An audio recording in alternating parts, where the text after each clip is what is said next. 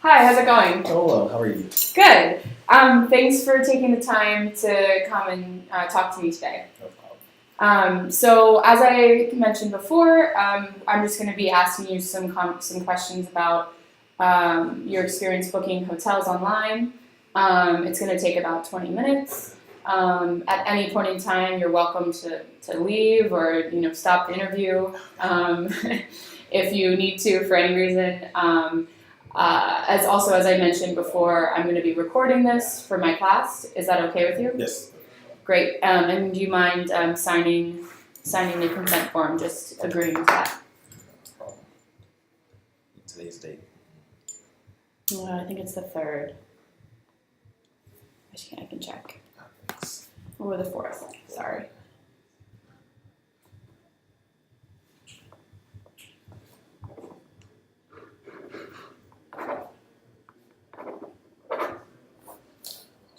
Great. So do you have any other questions before I start? No, it's kind of go with the flow. See how things go. Great. So have you ever booked a hotel online? Yes. Can you tell me about just a recent experience where you've done so? The last hotel I booked was probably about 4 months ago. I typically either Google or either use a private third-party website to kind of gauge prices for myself. Mm-hmm. So last one I used, I think I used like maybe Kayak or even Expedia. I just kind of searched for going to, where did I go? I want to say I went somewhere in the States, but I can't remember right now. But anyway, I found the location I wanted to go to, booked the dates, and checked the prices among different websites. And then I pretty much go with the cheapest rates I can find. And is that, so you mentioned that you usually do Google or like one of the hotel aggregate sites. Mm-hmm. Do you always, like, that's always how you search? Like when you start, do you ever go other paths? That's typically how I search. Yeah. Google's probably number one. And then using, I want to say Expedia is probably my next best one because it can give me multiple websites that I can actually compare to. And I just click on the compare and then it shows me 5 or 6 other websites that show me other prices. Okay. And would you say, you said, price is most important. So as you're comparing them, do you look at other factors or what do you look at next? So prices probably my number one thing. I'm also look at location in proximity to where I want to be or where I want to be going. I'll also look at ratings as well. Mm-hmm. I typically try not to stay in hotels or places that are lower than maybe 3.5 stars. So that's my personal preference. But I find that the pricing and the ratings to go hand in hand. So of course, a higher rating is going to have higher prices. But I always tend to go on the lower end of those. So as you're looking and comparing, do you ever use any of the compare features on these sites, or do you kind of do manual comparison? Some websites I do use compare feature. Sometimes they have limits on how many I can compare at one time. So then that would maybe require me to open up other browsers to make sure I can compare other websites. So I think it's a combination of using the automated compare feature and doing my own manual comparisons. When I'm using Google, they do give me a list of, hey, these hotels are close to where you want to be, or these are the prices we found so far. And then I kind of use that to gauge, okay, well, I see this, let me go on this website and see if I see a different rate.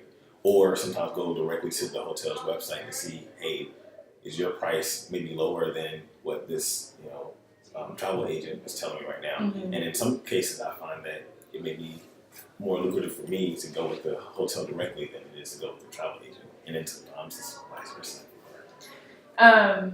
Cool. So when you're doing this comparison, do you ever consider, or how much does it factor in, like the brand of the hotel? You say sometimes you go to the hotel website specifically. Yeah. So I guess another Does that matter? factor for me is I do have some memberships, like I think SPG. I can't remember what all hotels are a part of that chain, I also have an account with Marriott Rewards as well. So I do take those into consideration also. So if I find that, okay, I've looked at all these hotels, this gives me a kind of a good rate. Well, does this hotel fall within the membership I have? And so can I get an even lower rate or have any other perks or rewards by choosing that hotel? And that kind of helps me choose, make a better decision as well. Can you maybe talk about a time where you specifically, have you ever used your reward points? Oh, yeah, I have a very good example. I went to a wedding in Indianapolis actually about 4 months ago. And I got there and I hadn't really done my research like I needed to. So I was trying to Google on my phone, hotel nearby. My phone was on 2%, and so I really didn't have as much time as I really wanted to look. So I looked at my membership with SPG to see what hotels were nearby. I knew I had, I think, maybe 20,000 points with them that I could use. And I really didn't want to spend that much money because it was an impromptu weekend. So I found the hotel. I found that they actually did accept the points. And so I was able to use like 11,000 points for to book my room. And I got it for just the points. I didn't have to pay anything extra to help me out in the long run. Cool. You were just talking about the experience of like searching for a hotel on your phone. And in this scenario, you only had 2%. You were kind of stuck. But is browsing for hotels on your phone something that you would typically do?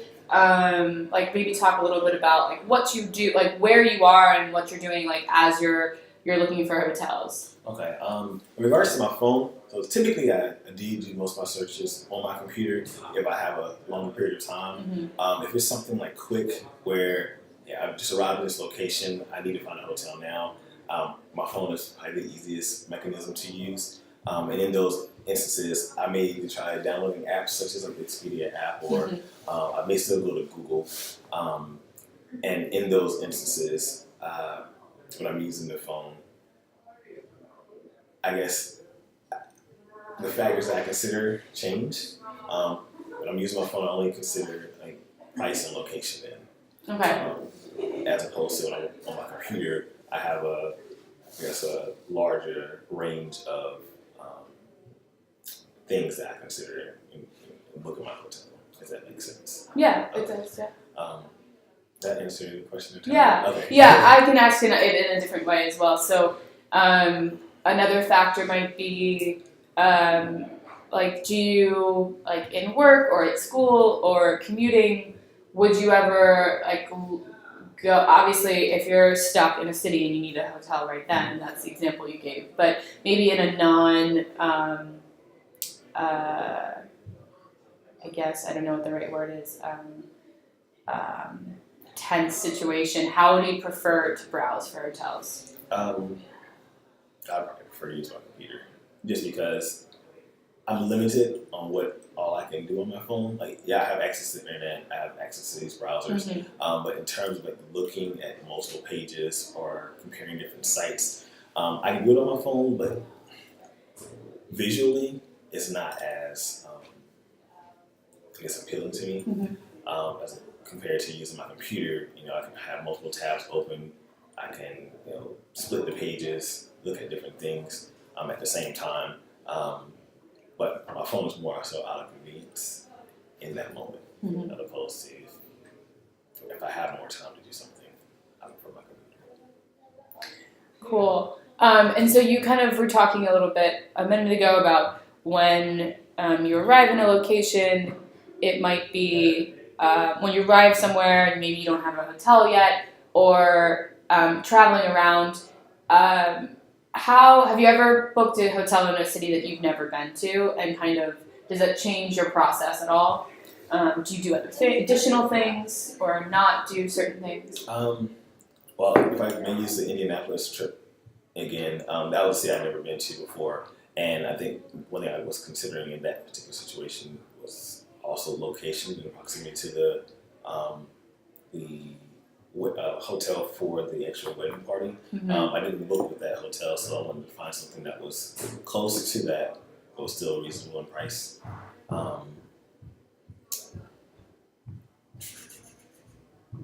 in most other situations, like last year for my birthday, I went to Orlando. Again, it wasn't a place I'd been to before. But in considering that, finding a location that was, again, close to where we wanted to be, but then finding somewhere where everyone that was in our group could afford to stay as well, while still keeping my 3.5 star, standard across the board. Can I answer your question? Yeah. There's no wrong answer. Okay, I just want to make sure. I'm just going to keep asking questions. So you just were talking about like going on a trip with friends or other people.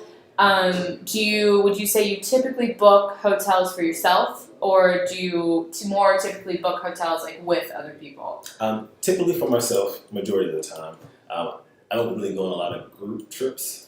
There have been a few times where I have done groups, like for birthdays or maybe some of my colleagues from undergrad maybe just want to get together and plan a trip randomly. But majority of the time, maybe like 75% of the time, is for myself. Have you ever booked a trip for someone else when you're not going on the trip?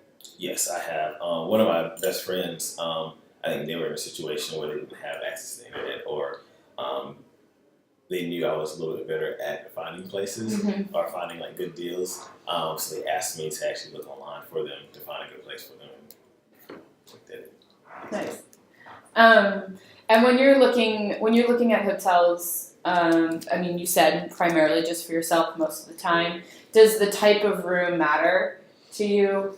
Not typically. Well, I take that back. I do like the king beds, but if there's a limited supply of king rooms and they only have like a double available, I don't mind switching to a double. And I know sometimes you may get put in like an ADA room. Sometimes they have bigger showers, so I don't mind that either. So I don't think I really have a preference overall. But if you have the choice, you do select king, but it's not. I'm just gonna say it like paraphrase, so I think I understand. But it's not as big of an issue if you get moved around. No, not at all. Cool. And do you ever browse for hotels when maybe you don't have a solid trip in mind, or I can't or say. you're not ready to book like in that moment? Okay, yes, I've done that before. I don't think I've ever done it where I don't have a trip planned. But I may be looking at 2 or 3 months in advance. Like, okay, well, I wonder how prices may look in Las Vegas to maybe see whether that's a trip I may want to do. So I think that's the only instance where I've ever done that. And then, so my last question is, maybe if you can recall like a really positive experience that you've had with a hotel, like staying in a hotel. Positive experience. Or booking a hotel. Booking a hotel. Either or. There was one time I booked. There's a privately owned hotel back in North Carolina, and I went to actually for this particular instance. I called into the hotel to book it. I looked at prices online. I looked at the travel agency websites to see if I found a good price as well. And I'm not sure why I decided to call. Maybe I had internet trouble, but I called the company and had someone book it for me. In her booking it for me, she was able to provide me with some discounts on the room that I was not able to see like online. And then when I arrived to the hotel, like not only did they include discounts, but they were able to do like extra, provide extra amenities like within my room that I didn't ask for, but they were just being, I guess, courteous to me for being a courteous person while doing the interview. While doing the reservation with them. So that was a unique experience. I don't think that would typically happen in most situations. But in speaking with the person, and I guess the way I came off, it was a positive experience for them as well. So then they were able to return the favor to me when I actually got to the hotel itself. That's cool. Yeah. I've never had that. It's a rare instance. Rare instance. Cool. So do you have any questions for me? I don't think I did. You did a very good job giving me questions to answer. So I hope I was able to give all my answers were concise and able to answer whatever you need. Yeah. So, That's great. Thank you. awesome. Thank you.